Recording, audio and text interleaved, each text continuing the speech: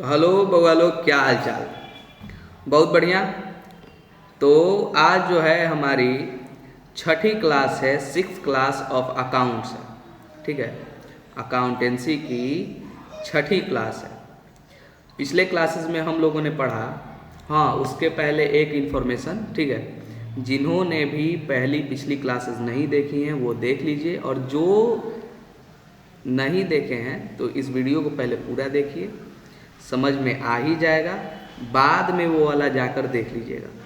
ठीक है, मैं इतने अच्छे से बता ही रहा हूँ कि ये आराम से समझ में आएगा। ठीक है, लेकिन चूंकि सभी कॉन्सेप्ट एक दूसरे से रिलेटेड हैं, एक दूसरे से लिंक्ड हैं, तो इसलिए आपको वो देखना ज़रूरी है। ठीक है, और ज़्यादा जानने को मिलेगा, भेजे में ज़्यादा घुसेगा। ठीक है, तो हाँ, कहाँ थे? तो हाँ, पिछली क्लासेस में हमने पढ़ा था। हम लोगों का टॉपिक कौन सा चल रहा था पिछली क्लासेस में? हाँ, अकाउंटिंग पीरियड। अब आगे हम लोग बढ़ेंगे। ठीक है, चूँकि पीछे तो बहुत जा चुके हैं, आगे बढ़ते हैं। ठीक है, आगे बढ़ेंगे। आगे बढ़ने में हम लोगों को जो कॉन्सेप्ट है वो कॉस्ट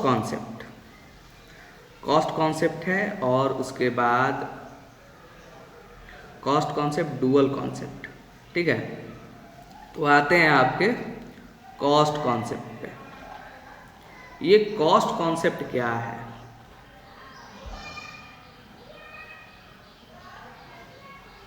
क्या है कॉस्ट कॉन्सेप्ट? नाम से कुछ ध्यान आ रहा है? नाम से कुछ अंदाज़ा हो रहा है? तो जी हाँ, नाम से अंदाज़ा हो रहा है। कॉस्ट कॉन्सेप्ट मतलब कॉस्ट यानी खर्चा। ठीक है, उसमें लगने वाला खर्च। तो लगने वाला खर्च उसका अकाउंटिंग में क्या काम? अरे भाई, इसी का तो अकाउंटिंग में काम है। कॉस्ट कॉन्सेप्ट का ही तो अकाउंटिंग में मेन काम है। देखो, अब सपोज करो 100 रुपये की चीज़ आई। ठीक है, अब एकदम समझते चलते हैं। ठीक है, रीड करना होगा तो वो भी कर लेंगे। ठीक है, लेकिन आप लोगों से रिक्वेस्ट है कि आराम से इसको रीड करिएगा, और जो भेजे में घुसा उस हिसाब से अपने शब्दों में नोट्स बनाइएगा। नोट्स आपका हमेशा साथ देगा। ठीक है, आगे चलकर भी आपको साथ देगा। हम लोग हमेशा साथ नहीं दे पाएंगे। ठीक है, हम लोग जहाँ तक हैं वहाँ तक साथ चलेंगे, लेकिन आगे चलकर आपका नोट्स और वो भी अपने शब्दों में ही आपका काम आएगा। ठीक है, तो कॉस्ट कॉन्सेप्ट में आते हैं। 100 रुपये की कोई चीज़ है। ठीक है, अब 100 रुपये की कोई चीज़, उसको लाने के लिए मैं गया। ठीक है, 100 रुपये की सपोज करो, ये माजा जो आता है, अभी गर्मी का मौसम चल ही रहा है, माजा लाए। ठीक है, माजा लाए करीब 2 लीटर वाली या पौने 2 लीटर वाली। ठीक है, 1 लीटर 750 है लाए। अब उसको लाने के लिए हम गए बाज़ार। ठीक है, करीब 2 किलोमीटर बाज़ार है। ठीक है, मार्केट 2 किलोमीटर है। 2 किलोमीटर गए। मेरी जो गाड़ी की स्पीड है, मेरी जो गाड़ी जो कैपेसिटी है, जितना तेल पीती है, अब सपोज़ करो कि 40 किलोमीटर पे 1 लीटर तेल पी जाती है। अब 40 किलोमीटर पे 1 लीटर तेल पी जाती है, तो इसका मतलब क्या हुआ? 2 किलोमीटर पे कितना है? यानी अगर 4 किलोमीटर पे 100 ml पी जाती होगी, अगर हम ऐसे मानकर हाइपोथेटिकली मानकर चले तो 100 ml पी जाती होगी, तो उसका मतलब 50 ml 2 किलोमीटर पे पी जाएगी। तो 50 ml 2 किलोमीटर पे पी जाएगी, यानी मेरा कितना रुपया लगा? अगर 100 रुपये का पेट्रोल मानकर चलें तो उस हिसाब से तो मेरा कितना, 4 किलोमीटर पे 10 रुपये का तेल पी रही है, और 2 किलोमीटर पे 5 रुपये का तेल पी गई, और 2 किलोमीटर जाया फिर गया, और 2 किलोमीटर फिर आया, तो 4 किलोमीटर तो हो ही गया, यानी 10 रुपये का तेल पी गई। ठीक है, यानी मेरा सिर्फ 100 रुपये का माजा लाने के लिए 10 रुपये का तेल जल गया, तो मेरा माजा कितने का पड़ा? 110 रुपये का। दुकानदार से बोले कि भैया 5 रुपये छोड़ दीजिए, वो भी नहीं छोड़ा, बोला कि ठंडा करा ही लेंगे। ठंडा करके दे रहे हैं, वो भी लेंगे तुमसे 5 रुपये चार्ज, वो भी ऐड करके दे दिया मेरे को। 100 रुपये का पूरा पड़ गया। अब 100 रुपये का ये पड़ा, 10 रुपये का तेल पी गई मेरी गाड़ी। चाहिए था ना कि साइकिल से जाते, लेकिन साइकिल से जाते तो खुद ही प्यास लग जाती। अब जो ठंडा कीने वो तो घर के लिए कीने, खुद ही कुछ पी लेते, ठीक है। अब वहाँ पे हम अगर साइकिल से जाते तो सपोज़ करो एक अमूल लेकर पी लिए, अगर अमूल मिल्क लेकर पी लिए तो वो 30 रुपये का पड़ा। अब मेरा ये भी कॉस्ट इसमें ऐड हो गया, मैं गया था कि इस काम के लिए और खर्चा करके चला आया, ठीक है।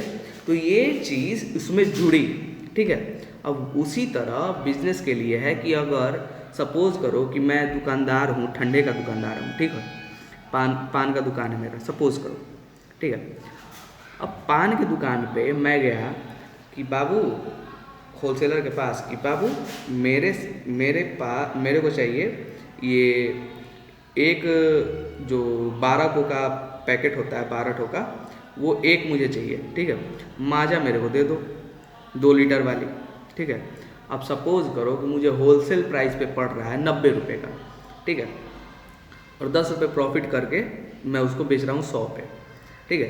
अब 90 रुपये का मुझे एक पड़ेगा, तो 12 ठो बोतल है, तो 12 ठो बोतल 90 रुपये के हिसाब से कितने का पड़ा, कितने का पड़ा, कैलकुलेट करो कितने का पड़ा।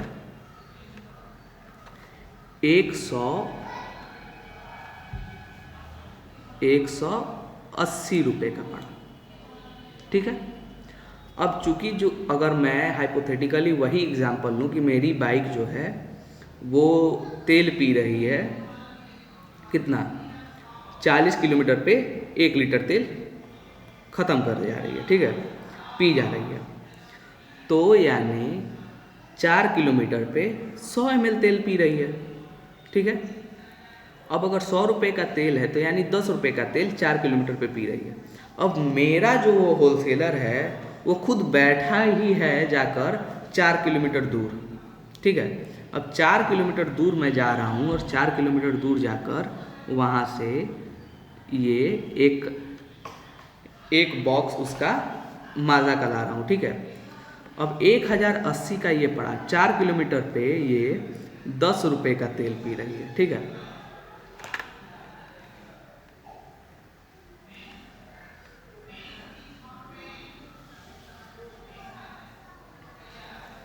चार किलोमीटर पे ये 10 रुपये का तेल पी रही है।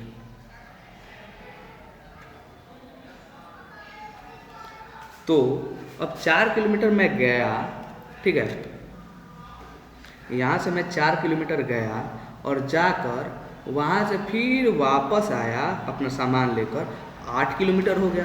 अब 4 किलोमीटर पे ये 10 रुपये का तेल पी रही है, तो यानी 8 किलोमीटर पे 20 रुपये का तेल पी गई। अब चूँकि 20 रुपये का तेल पी गई तो मेरा जो 1080 का जो सामान था वो कितने का पड़ा, तो 20 रुपये और ऐड कर दिए, 1100। अब 1100 डिवाइडेड बाई 12, ठीक है। तो पहले तो ये 90 रुपये का पड़ा 1080 तक। अब 12 गुने 20 डिवाइडेड बाई 12 करो, 12 डेढ़े 18, ठीक है, फिर 12 डेढ़े 18, यानी 1.65 के आसपास पड़ा। यानी हर बोतल पे 1 रुपया 65 पैसा और बढ़ गया, 1 रुपया 65 पैसा और बढ़ गया।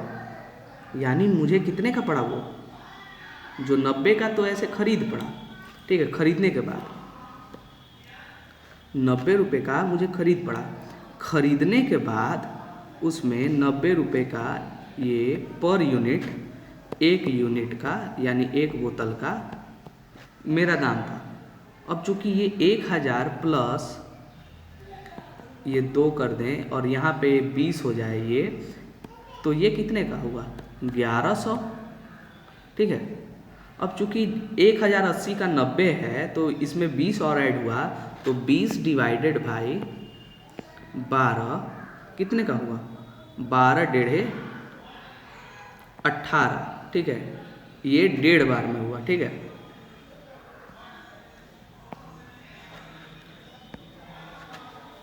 $1.5, ठीक है। अब फिर 2 और बचा, तो यानी 12 डेढ़े 18, इसमें और ऐड कर दो कितना, 15 पैसा और ऐड कर दो। 15 पैसा और ऐड करोगे तो 50 पैसे में 15 पैसा ऐड किए तो ये कितना हुआ,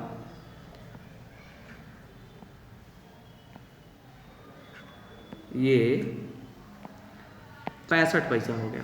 तो यानी 1 रुपया 65 पैसा इस पे ऐड हो जाएगा, ठीक है। 90 रुपये प्लस 1 रुपया 65 पैसा, ये बढ़ गया इसका कॉस्ट। यानी ये अब कितने का पड़ा, 91 रुपया 65 पैसा, ठीक है। तो ये मेरा कॉस्ट पड़ गया, ठीक है। कॉस्ट में लाने के बाद फिर मैं फ्रिज में रखा, अगर फ्रिज का कोई पैसा नहीं दे रहा है तो वो भी मेरा ऐड हो जाएगा इसी में।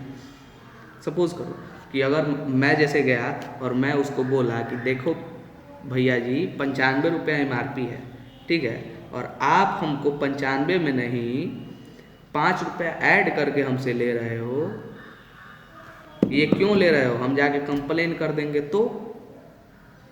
हाइपोथेटिकल बता रहे हैं, सपोज करो, मान लो, ठीक है। अगर हम कंप्लेन कर दें तो तुम बोलोगे भाई तनी पढ़ा लिखा लग रहा है, छोड़ देते हैं 5 रुपये, बाकी सब तो कमेबे न करते हैं, छोड़ देते हैं। ठीक है बबुआ जी, ठीक है 95 को दे दीजिए, कोनो दिक्कत नहीं है, डाल दीजिए ऑनलाइन 95 को डाल दीजिए। हम दे दिए 95 रुपया। अब जो 5 रुपये का वो नुकसान हुआ वो क्या होगा, वो भी तो इसमें ऐड होगा, ठीक है। वो 5 रुपये का, अब सपोज करो कि 5 रुपये मेरा घाटा ही हुआ, वैसे तो फायदा हुआ, ठीक है। 95 का MRP है और 91 का पड़ा है, यानी 3 रुपये 35 पैसा मुझे बचा, ठीक है, एक बोतल पे। लेकिन अगर मेरा 100 रुपये MRP हो और मुझे कोई ऐसे ही बोले कि नहीं तुम बहुत ज़्यादा ले रहे हो, ठंडा कराई हम नहीं देंगे, और दमदार आदमी हो तो हम छोड़ दिए अगर 5 रुपया, तो वो मेरा किस में गया, वो भी तो ऐड हो गया इसमें। अब 5 रुपया अगर इसमें ऐड हो गया तो मुझे कितना बचा, उतना ही बचा, 3 रुपया 35 पैसा ही बचा। तो वो सभी चीज़ें भी ऐड हुई। अगर उसमें से करीब 100 ml गिर गया या फिर चूहा काट दिया, कुछ कर दिया, वो पूरा बर्बाद हो गया, तो वो सभी चीज़ें भी इसमें ऐड होगी, ठीक है। ट्रांसपोर्ट पे लेके आए, फिर खा पी लिए उसमें, उसी के लिए खाए, तो वो सब भी ऐड होगा। तो कॉस्ट जो है, कॉस्ट कॉन्सेप्ट क्या है, कॉस्ट कॉन्सेप्ट आपको यही कहता है कि आप जो कुछ भी ला रहे हैं, ठीक है, जो कुछ भी ला रहे हैं उसको लाने के लिए जो कुछ भी खर्च हो रहा है वो सभी उसके कॉस्ट में होगा ऐड, ठीक है। और जो उसका कॉस्ट लगा बुक्स ऑफ अकाउंट यानी जर्नल एंट्री या फिर लेजर में, कॉस्ट पे ही वो लिखा जाएगा, ठीक है। वो बात अलग है कि आगे चलकर मार्केट प्राइस क्या है उसका, भाव बढ़ा भाव गिरा, उससे मतलब नहीं है। आप खरीद कर लाए इतने का तो इतने का ही लिखोगे, मार्केट प्राइस नहीं लिख दोगे। अब देखो बिजनेस में जैसे कोई फैक्ट्री चल रहा है, तो फैक्ट्री का अगर अकाउंटिंग करेगा तो पहले वो ज़मीन खरीदा, ठीक है, फिर स्ट्रक्चर बनवाया, ठीक है। तो पहले जो ज़मीन खरीदा, तो ज़मीन का दाम क्या होता है, हमेशा बढ़ता रहता है, ठीक है। ज़मीन का दाम हमेशा एप्रिसिएट होते रहता है। इसमें तुम लोग को पढ़ना है, एप्रिसिएट वर्ड होता है, ठीक है, एप्रिसिएट होता है, बढ़ते जाएगा। एप्रिसिएशन होता है यानी तुमको प्रोत्साहन मिलता है। जैसे तुमको हम अप्रिशिएट किए, वाह बहुत बढ़िया नंबर लाया 10th में, ठीक है, तो ये तुमको हम अप्रिशिएट किए, ठीक है। तो अप्रिशिएट यानी उसको और ज़्यादा प्रोत्साहन मिलता है, यानी उसका वैल्यू और बढ़ता है, ठीक है। अब हम तुमको अप्रिशिएट करेंगे तो तुम्हारा मनोबल और बढ़ेगा। सर हमको बोले बहुत बढ़िया नंबर लाए, यानी सर हम सर के फेवरेट हो गए, बहुत बढ़िया, अब हम 12th में भी बहुत बढ़िया नंबर लाएंगे। अब हम बोले कि तुमको हम गिफ्ट देंगे, ठीक है, तो तुम्हारा मनोबल और बढ़ा, ठीक है। तो इसी तरह वैल्यू बढ़ते जाएगा। तो ज़मीन जो है उसका हमेशा दाम बढ़ते जाएगा। तो एप्रिसिएशन अगर हो रहा है तो मार्केट में अगर तुम आज 2 करोड़ का ज़मीन खरीदे और आगे चलकर सपोज करो आज तुम फैक्ट्री लगा दिए, ठीक है, लगाने के बाद अब उसी ज़मीन का दाम हो गया 3 करोड़, ठीक है। अब तुम ये थोड़ी दिखा दोगे कि नहीं 3 करोड़ में खरीदे हैं, अब अगले साल हो गया 4 करोड़, अब ये थोड़ी उसको बदल दोगे कि नहीं 4 करोड़ अब मेरा ज़मीन का कॉस्ट हो गया, फिर अगले साल 6 करोड़, अब फिर तुम बदल दोगे काट के उसको, अरे नहीं 4 करोड़ गलती से लिखा गया 6 करोड़ है, फिर 6 करोड़ से 10 करोड़ हो गया तो फिर 6 करोड़ काट दिए, फिर 10 करोड़ लिख दिया, नहीं गलती से लिखा गया था 10 करोड़ का ज़मीन है, ऐसा थोड़े करोगे। इसलिए जो कॉस्ट होता है, जो कुछ भी खरीदो, ज़मीन खरीदो, स्टॉक खरीदो, माल खरीदो, कुछ भी खरीदो, ये सभी चीज़ कॉस्ट पे ही लिखी जाती है, मार्केट प्राइस पे नहीं। ठीक है, मार्केट प्राइस पे नहीं, कॉस्ट पे ही लिखी जाएगी। ठीक है, तो कॉस्ट कॉन्सेप्ट यही कहता है जो कुछ भी आप खरीदे, जिस कॉस्ट पे खरीदे कॉस्ट पे ही लिखो। आगे चलकर मार्केट प्राइस क्या है क्या नहीं है उससे मतलब नहीं है। 4 साल बाद, 5 साल बाद, 40 साल बाद भी कॉस्ट ही लिखना होगा, भले उस चीज़ की जो वैल्यू है वो 10 टाइम्स बढ़ गई हो, 10 गुना बढ़ गई हो, 20 गुना बढ़ गई हो। ठीक है, तो अब आते हैं आपके डुअल कॉन्सेप्ट। डुअल कॉन्सेप्ट मैंने ब्रीफ में उस टाइम बताया था। ठीक है, 3rd क्लास में शायद बताया था, ब्रीफ में ही बता दिया था। ठीक है, डुअल कॉन्सेप्ट क्या है आपका। अब देखो डुअल कॉन्सेप्ट क्या कहता है। अब सपोज मैंने ज़मीन खरीदी 2 करोड़, ठीक है, फैक्ट्री बनानी है मेरे को। ठीक है, ज़मीन खरीदा और ज़मीन खरीदने के बाद 2 करोड़ अकाउंट से धाए से कट गए। ठीक है, सपोज करो कि मैंने यहाँ साइन किया, हाँ आदित्य कुमार के नाम पे 2 करोड़ की ज़मीन, ठीक है, फॉर फैक्ट्री पर्पसेस, और अकाउंट से डेबिट हुआ एक के बार में 2 करोड़। लगा अरे यार 2 करोड़ चला गया, है नहीं मेरे पास, वैसे इमेजिन कर रहे हैं, मैनिफेस्ट कर रहे हैं कि आ जाए। ठीक है, अरे कॉमर्स के आदमी आराम से आ जाएगा, कोई दिक्कत नहीं है। ठीक है, अब सपोज करो 2 करोड़ धाए से कटा ज़मीन मेरे नाम पे, लेकिन पैसा जब कटता है तो लगता है यार। ठीक है, अब सपोज करो तुम्हारे पास बहुत पैसे से, बहुत टाइम से तुम गुल्लक में जमा की हो। ठीक है, और तुमको सपोज करो साइकिल पसंद आई, या फिर टैब पसंद आया, या फिर लैपटॉप पसंद आया, और तुम बोले कि यार ख़रीदने का तो मन कर रहा है लेकिन गुल्लक फोड़ना पड़ेगा। ऐसे पापा बोले हैं कि तुम जमा किया ना, उसमें से लो, लेकिन उसमें नहीं है, लेकिन फोड़ना तो उसको भी पड़ेगा। पापा बोलेंगे पूरा नहीं देंगे, तुम अपना वाला पहले मिलाओ तो हम मिला के देंगे, फोड़ना तो पड़ेगा। बड़ा लगे यार, इतना दिन से जुगा के रखे हैं मेरा गुल्लक में, लगता था कि हाँ मेरे पास पैसा है, उसी छोटा सा गुल्लक ही लगता था मेरा पैसा है, मेरे पास भी है पैसा। ठीक है, तो गुल्लक तो फोड़ना पड़ेगा। तो उसी तरह जब पैसा जाता है ना, जमा किया हुआ पैसा, तो अंदर से लगता है। ठीक है, तो अब चूँकि मैंने ज़मीन खरीदा, तो ज़मीन तो मेरे पास आया, मैंने अपने फैक्ट्री के बुक ऑफ अकाउंट में लिख दिया कि बाबू ज़मीन 2 करोड़ का खरीदा गया। तो बुक्स ऑफ अकाउंट पूछेगा पैसा कहाँ से आया बे, पैसा कहाँ से दिए। पैसा हम दिए अपने अकाउंट से। तो गदहू वो कौन लिखेगा, अरे हाँ पैसा न कटा है, तो बैंक तो अपने लगे एंट्री करिए लिया, पासबुक पे हमारे छापिए दिली, उसको लिखना ना पड़ेगा इसमें। तो हम क्या किए, लिख दिए लैंड अकाउंट डेबिट, एसेट आया, ठीक है, और कैश गया टू कैश अकाउंट। अब देखो ये जर्नल हो गया, अभी मैं ब्रीफ दे रहा हूँ तुमको। ठीक है, ये हो गया जर्नल। ठीक है, अब जर्नल में 2 एंट्री हुई,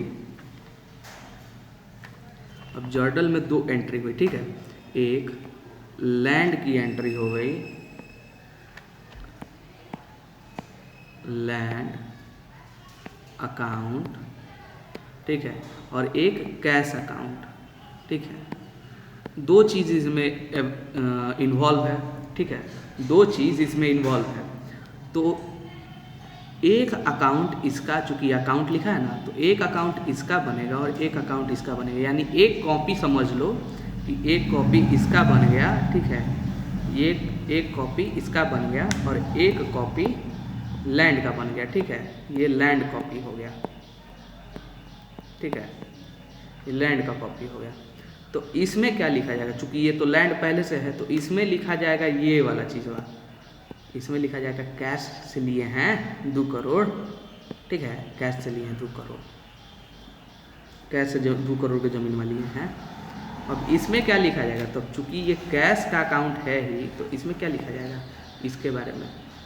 काहे ला कैश कटा था हो? जमीन लिए थे। क्या लिए थे? तो जमीन लिए थे, लैंड लिए थे, ठीक है, जमीन लिए थे। अच्छा, तो अब लैंड के अकाउंट में कौन चीज़ से खरीदा है लोग? कैश से खरीदे हैं, तो लिखा काहे नहीं है? नहीं तो क्या लिख दिए? कैश अकाउंट, ठीक है। अब कैश अकाउंटवा में कौन चीज़ से कैश कट गया हो? काहे कट गया कैश? काहे कम है कैश?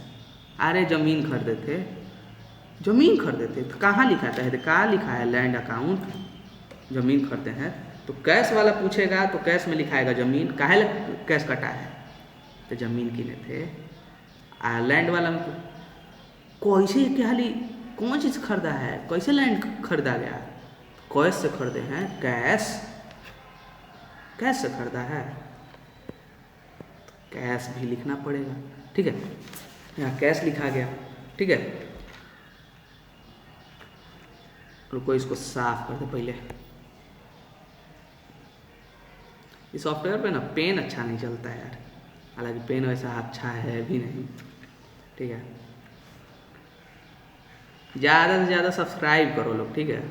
सब्सक्राइब करोगे तभी पेन भी खरीद पाएंगे।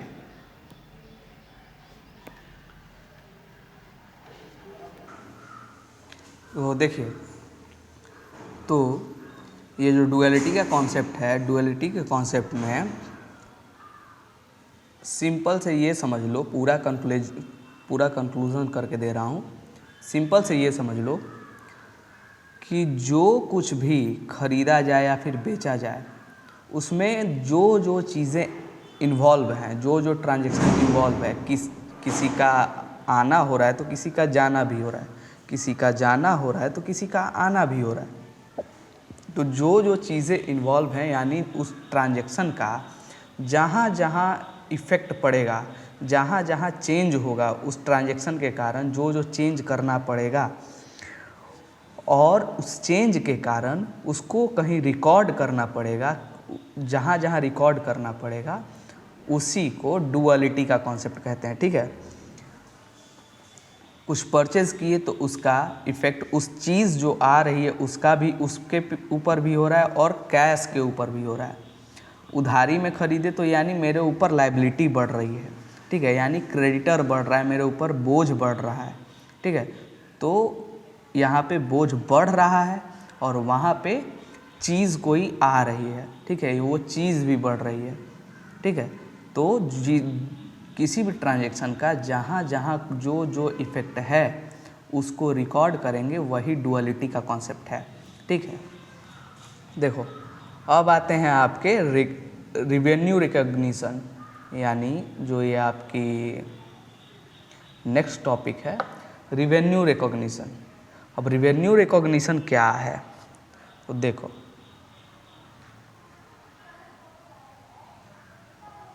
रिवेन्यू रिकॉग्निशन क्या है? तो पहले अगर हम सपोज करो कि कहीं से कुछ खरीद रहे हैं, ठीक है। अब कहीं से कुछ खरीद रहे हैं तो वहाँ पे मेरा पैसा जा रहा है, ठीक है। अब कहीं कोई चीज़ हम बेच रहे हैं तो वहाँ पे मेरा पैसा आ रहा है, ठीक है। मेरे पास कहीं से इनकमिंग ऑफ इनकम है, ठीक है, इनकम, ठीक है, इनकम, तो यानी आ रहा है, ठीक है। अब कहीं से भी पैसा आ रहा है या फिर आ गया है, उसी को रिवेन्यू रिकॉग्निशन कहते हैं, ठीक है। अब सपोज़ करो कि मैं अपना विजुअलाइज़र बेच दूँ, ठीक है, अपना प्रोजेक्टर जो है वो बेच दूँ। बेचने के बाद मेरे पास जो पैसा आएगा, अब सपोज़ करो मैं बेचने वाला हूँ, मैंने किसी से एग्रीमेंट कर लिया कि बाबू मेरा अगर 20-22 हज़ार का ये प्रोजेक्टर है तो मुझे इतना रुपया तुम दे दो, ठीक है, 20,000 रुपया दे दो, और एग्रीमेंट कर दिया कि ठीक है तुम 2 हफ्ते बाद लेके जाना, 2 हफ्ते बाद ही पैसा देना, लेकिन एग्रीमेंट आज कर लो, ठीक है, मेरे पास सियोरिटी आ गई, मेरे दिमाग में फिट हो गया कि चलो बाबू 2 हफ्ते बाद ये प्रोजेक्टर चला जाएगा यहाँ से और मेरे खाते में पैसा आ जाएगा। तो इसका कोई रिटेन एग्रीमेंट यानी कुछ रिटेन लिखित साक्ष्य मिल गया, समझे, किसी को हम दिखाएंगे तो वो मानेगा कि हाँ जी आपका ये बिकने वाला है, आपको तो पैसा मिलने वाला है, तो वो भी रिवेन्यू एक रिकॉग्निशन हुआ। ठीक है, वो भी एक तरह की रिवेन्यू रिकॉग्नाइज हुई, यानी कुछ आने वाली है। ठीक है, तो वो चीज़ भी रिकॉर्ड होगी। रिवेन्यू रिकॉग्निशन कॉन्सेप्ट यही कहेगा कि वो चीज़ें जिनको कुछ बेचने के बाद वो कुछ पैसा आ रहा है, कहीं से इनकमिंग ऑफ मनी है, आने वाली है या फिर आ चुकी है तो डेफिनेटली उसको रिकॉर्ड करेंगे, और अगर आने वाली है यानी मिलने वाली है तो उसको लिखना ज़रूरी है, क्योंकि वो आने वाली है और उसका कुछ रिटेन साक्ष्य है। अब कोई मुंह से ही सिर्फ बोल दिया कि नहीं हम आपका विजुअलाइजर 25,000 में ख़रीद लेंगे, और 3 हफ्ता 4 हफ्ता बीत गया और बीतने के बाद कोई आया ही नहीं। ठीक है, मेरा आपका ये आपका जो सामान आप बेच रहे हैं, हम 100 यूनिट खरीद लेंगे, कब खरीदोगे, कितने में खरीदोगे, ये कुछ एग्रीमेंट तो होना चाहिए। सिर्फ हाइपोथेटिकली हम चलकर तो कुछ कर नहीं सकते। ठीक है, उसके बेसिस पे हम कोई डिसीजन तो अपना आगे चलकर बनाएंगे नहीं। ठीक है, तो उसके लिए अगर तुम भी बध गए और हम भी बध गए, यानी कुछ रिटेन एग्रीमेंट हो गया, कुछ रिटेन साक्ष्य हो गया, या फिर तुमने कुछ एडवांस दे दिया मेरे को, तो यानी ये पैसा आएगा मेरा। ठीक है, यानी यहाँ से सेल मेरा होने वाला है, तो ये कंफर्म हो गया। अब जब कंफर्म हो गया रिवेन्यू, तो वही चीज़ रिवेन्यू रिकॉग्निशन हो गई। अब उस चीज़ को हम लिख पाएंगे। कंफर्म नहीं है कि हाँ ये माल बिकेगा नहीं बिकेगा, वो खरीदेगा नहीं खरीदेगा, कब तक लटका देगा हमको, नहीं लिखने का ज़रूरत है। जब तक वो बिकेगा नहीं तब तक लिखेगा नहीं। ठीक है, जैसे बोलते हैं ना, जब तक तोड़ेंगे नहीं तब तक छोड़ेंगे नहीं, तो उसी तरह जब तक बिकेगा नहीं तब तक लिखेगा नहीं, जब तक बिकेगा नहीं तब तक लिखेगा नहीं। ठीक है, जब तक पैसा आएगा नहीं तब तक लिखाएगा नहीं, जब तक पैसा आएगा नहीं तब तक लिखाएगा नहीं। लेकिन अगर आने वाला पैसा है तो लिखाने वाला भी है। ठीक है, आने वाला है पैसा, कंफर्म हो गया तो लिखना भी कंफर्म हो गया। पैसा आने वाला कंफर्म हो गया तो लिखना भी कंफर्म हो गया। कंफर्म नहीं है तो लिखना भी कंफर्म नहीं है। पैसा आ गया तो लिखा गया। आराम से समझोगे। ठीक है, एक जुमला मैंने बना दिया, तुम लोग आराम से समझ लोगे। पैसा आने वाला है, कंफर्म है तो लिखना भी कंफर्म है। पैसा आने वाला है, कंफर्म नहीं है तो लिखना भी कंफर्म नहीं है। ठीक है, और जब पैसा आ गया तो ट्रांजैक्शन लिखा गया। ठीक है, समझ गए। बहुत बढ़िया जुमला, याद करने में। कंफर्म है, कंफर्म होगा तो कंफर्म लिखा जाएगा। ठीक है, पैसा आने वाला कंफर्म हो जाएगा तो कंफर्म लिखा जाएगा, और पैसा जब आ गया तो अपने आप लिखा गया। ठीक है, अब आ जाओ आपके यहाँ पे। रिवेन्यू रिकॉग्निशन तो हो गया, अब इसका डेफिनेशन पढ़ लेना यार, बहुत लंबा लंबा लिखा है सब। ठीक है, रीड करने जाएंगे, वीडियो बन जाएगी 50 मिनट की, 1 घंटा 1.5 घंटा की। तुम लोग बोलोगे सर बोर कर दिए। 40 मिनट का वीडियो तो जल्दी देख नहीं रहे हो तुम, पूरा देख नहीं रहे हो। ठीक है, पूरा देखो यार, वीडियो पूरा देखो, और लाइक शेयर कमेंट करना हो तो कर देना यार, किसी को फोर्स नहीं करेंगे। चलो आ जाओ मैचिंग कॉन्सेप्ट पे। अब मैचिंग कॉन्सेप्ट क्या कहता है? बड़ा हो, अरे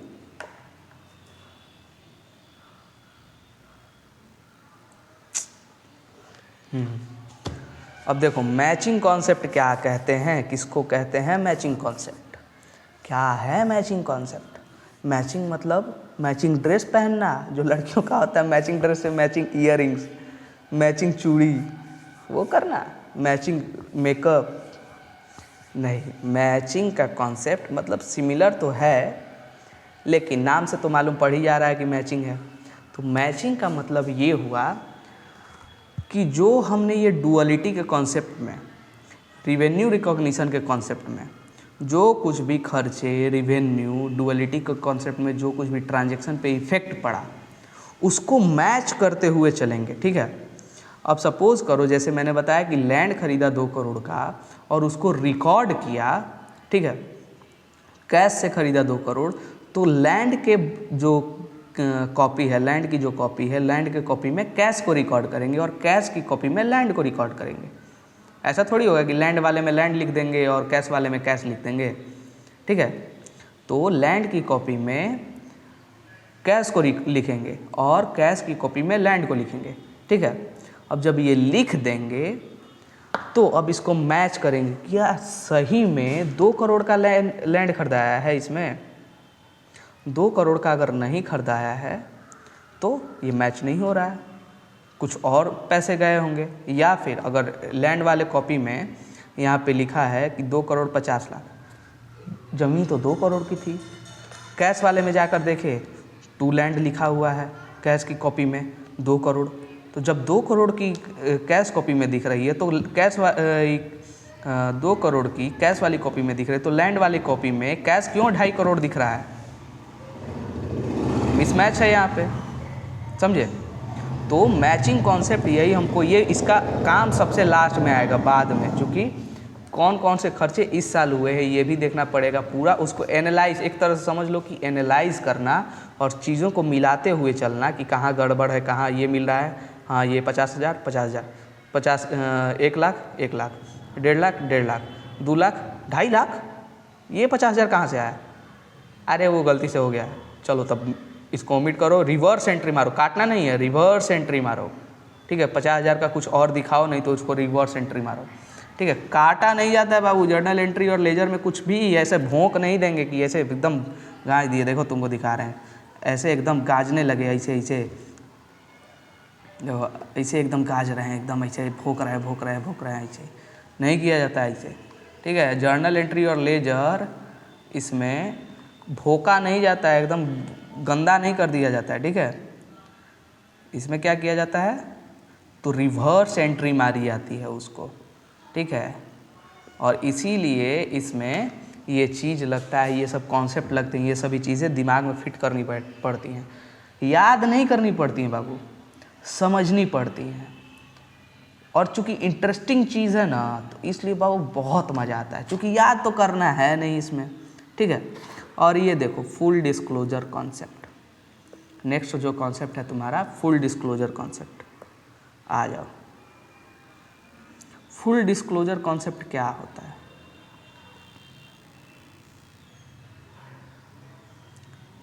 फुल डिस्क्लोजर कॉन्सेप्ट क्या होता है?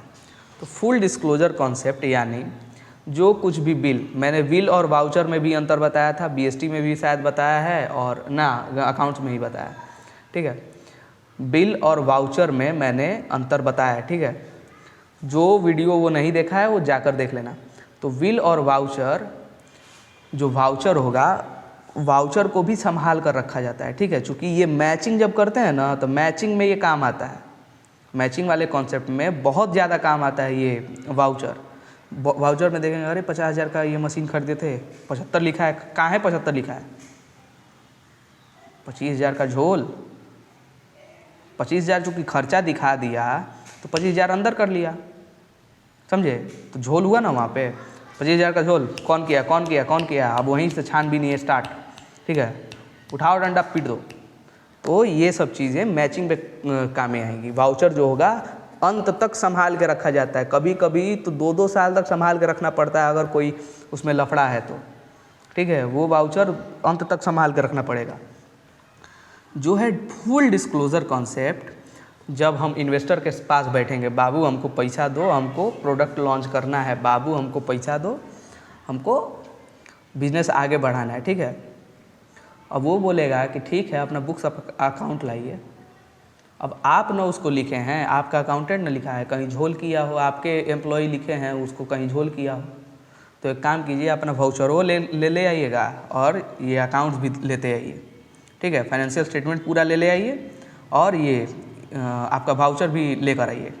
अब दोनों को हम बैठ के मिलाएंगे कि कहाँ कहाँ आप झोल किए हैं, ठीक है। आपके कंपनी में कहीं झोल तो नहीं है। अब करीब 1 महीना हमको लगेगा, चूँकि आपका जो बुक्स ऑफ अकाउंट है इतना मोटा है, ठीक है। 4 को 5 को 6 को ऐसे करके आपका बुक्स बना है। लैंड का अलग बुक बना है, कैश का अलग बुक बना है, प्रॉफिट एंड लॉस का अलग बुक बना है, यानी इनकम एक्सपेंडिचर उसका अलग बुक बना है, ठीक है। तो हमको ये सब देखना पड़ेगा, ठीक है। बैलेंस शीट आपका अलग बना है, तो ये सब हमको देखना पड़ेगा। तो हमको 1 महीना का टाइम चाहिए। 1 महीना तक हम इसको पहले अपने से एग्जामिन करेंगे। तो फुल डिस्क्लोजर कॉन्सेप्ट यही है कि जितना आपके पास पोथी पतरा है, अलमारी में भर के रखे हैं, कहीं से लुका उका के रखे हैं, वो सब ले जाके उलेट दे दिए। बैंक का स्टाफ है, उलेट दिए। सीए है, उलेट दिए। इन्वेस्टर है, वो अपना बोलेगा कि ए सीए साहब मेरा चेक करिए, हमको इसमें इन्वेस्ट करना है, ठीक है। सीए बोलेगा 50 को कॉपी हम चेक करें, हम तुमको पैसा दे रहे हैं ना सीए, जल्दी चेक करो, ठीक है। अब सीए बैठ के चेक कर रहा है, ठीक है। हालांकि पैसा तो सीए को मिलेगा आराम से। अब सपोज करो कि किसी इन्वेस्टर को 10 करोड़ डालना है उस कंपनी में, ठीक है, 10 करोड़ इन्वेस्ट करना है, तो सीए जो एग्जामिन करेगा पूरा वो चीज़ सीए के हाथ में है। कोई फ्रॉड पकड़ा और छुपा देगा, बोलेगा कि हमको पैसा कम देगा। अगर सीए को पैसा कम देगा वो, तो बोलेगा हमको पैसा कम दे रहा है, रुको तुमको फंसाते हैं। ई वाला ट्रांजेक्शन में जहाँ पे बड़का घपला है वहाँ पे टिक मार देगा, लो फंसो। बाद में जाकर 1 साल 2 साल के बाद मालूम पड़ेगा अरे ये तो फ्रॉड कंपनी है, इसमें तो बड़ा झोल करता है सब, बड़ा बदमाश एम्प्लॉई है सब, इसमें हम काहे इसमें इन्वेस्ट कर दिए, हमारा पैसा जल्दी निकालो, हम अपना शेयर बेच के निकलेंगे, हमको इसमें से निकलना है, हम ही कंपनी में नहीं ज़्यादा टाइम तक अपना इन्वेस्टेड रहेंगे, निकालो हमको, ठीक है। तो सीए को बाबू पैसा अच्छा खासा देगा। सीए बोलेगा बाबू आपका 10 करोड़ डालना है ना, तो एक काम करिए, हमको कम से कम ना तो 5% दीजिए। 5% माने 50 लाख, नहीं तो बोलेगा कि एक काम करिए 2% दे दीजिए। 2% यानी 20 लाख, समझे। 10 करोड़ का 1% हुआ 10 लाख रुपया, समझे। और 2% कितना हुआ 20 लाख रुपया। अब 1 महीना के अंदर वो चेक कर देता, आ चाहे 1 हफ्ता के अंदर चेक कर देता, चाहे 6 महीना लगा कर चेक करे, तो 20 लाख रुपया उसके हाथ में, समझे। 20 लाख रुपया उसके हाथ में, वो चेक किया है, समझे, वो चेक किया है। 20 लाख रुपया उसके हाथ में, ठीक है। 2% उसको कमीशन यूं धाए से, और नहीं तो कमीशन पर नहीं है तो भाई उसका सैलरी भी होगा, साल का 1 करोड़ दे रहा होगा। अब अगर साल का 1 करोड़ दे रहा है और सीए उसका चेक कर करके उसका करीब 100 करोड़ का लगा दिया, साल का 1 करोड़ का पैकेज सीए को दे दिया वो, ठीक है। और जो सीए है वो क्या किया कि बोला कि ठीक है, हम आपका पैसा आप जहाँ जहाँ इन्वेस्ट करेंगे ना, हम बढ़िया से चेक करके देंगे आपको, ठीक है, कि कंपनी बढ़िया है कि नहीं है, पोर्टफोलियो बढ़िया है कि नहीं है।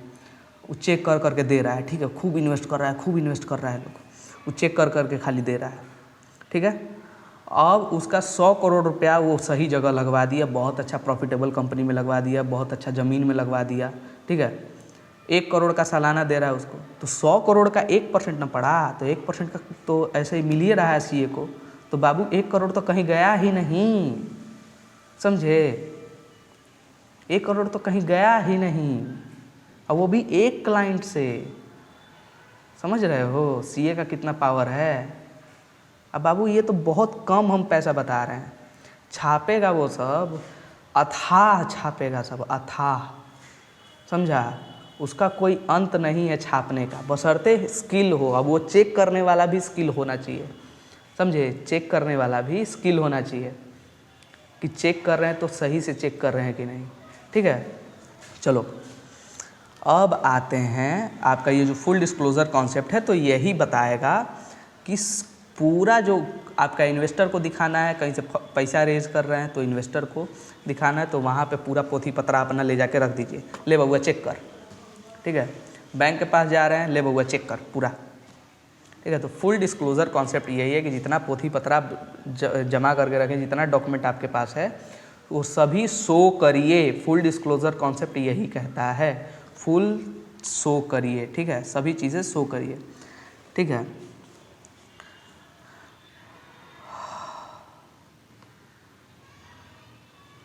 अब लो देखो, ठीक है, इसको यहाँ से पढ़ोगे तो बहुत ज़्यादा समझ में आएगा, ठीक है। अब देखो कंसिस्टेंसी कॉन्सेप्ट क्या है। कंसिस्टेंसी मतलब रेगुलर, रोज, हमेशा, बिना टाइम गंवाए, बिना ब्रेक लिए, ठीक है। कंसिस्टेंसी मतलब रोज, अगर रोज ट्रांजैक्शन हो रहा है, रोज बिक रहा है, कुछ खरीदा रहा है, कुछ बिक रहा है, कुछ खरीदा रहा है, तो उसको रोज रिकॉर्ड करेंगे। अगर 10 बजे ये खरीदाया और 12 बजे बिक गया, तो इसको ये नहीं करेंगे कि 10 बजे खरीदाया, आज खरीदाया और कल लिखेंगे ना। 10 बजे खरीदाया टाइम के साथ, आज के डेट पे 10 बजे खरीदाया और 12 बजे ये यूनिट बिक गया, ठीक है, ये वाला बैच नंबर बिक गया, ठीक है। तो ट्रांजैक्शन उसी हिसाब से कंसिस्टेंसी और ऑर्डर में, एक ऑर्डर में लिखा जाएगा, ठीक है। जो पहले ट्रांजैक्शन हुआ, अगर पहले बिका है तो पहले बिका लिखेंगे। पहले कैश आ गया और बोला कि मेरे पास अभी सामान नहीं है, मैं आधे घंटे में मंगा के दे रहा हूँ, तो वो चीज़ पहले कैश लिखाएगा, ठीक है। पहले कैश का ट्रांजैक्शन हो जाएगा और भले तुम 2 दिन बाद उसको सामान दे रहे हो, ठीक है, कोई दिक्कत नहीं है। तो वो 2 दिन बाद सामान जो आएगा वो खरीदाएगा, तो वो परचेज़ की एंट्री 2 दिन बाद ही होगी, ठीक है। पहले पैसा आ गया, एडवांस आ गया, तो एडवांस की एंट्री होगी पहले, समझे। तो एक ऑर्डर में जो पहले आया उसको पहले लिखेंगे, ठीक है।